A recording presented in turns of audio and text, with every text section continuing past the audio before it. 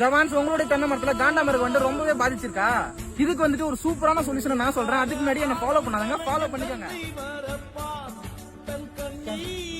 First தென்னை மரத்தை எந்த ஒரு குப்பை சாரையும் இல்லாம கிளீனா சுத்தம் பண்ணி எடுத்துக்கோங்க.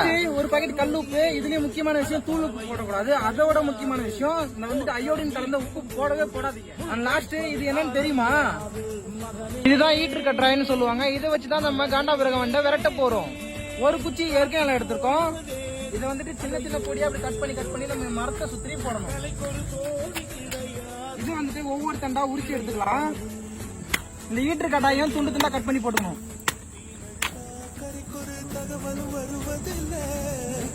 அதுக்கு மேல மண்ணை வாரி அணைச்சிடணும்.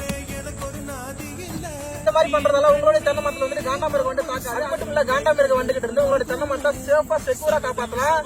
வீடியோக்கு உங்களை லைக் எல்லாம் பண்ண சொல்ல மாட்டேன். உங்களுக்கு தெரிஞ்ச எல்லாத்துக்கும் ஷேர் பண்ணி விட்டீங்கன்னா உங்களுக்கு ரொம்ப யூஸ்ஃபுல்லா இருக்கும்.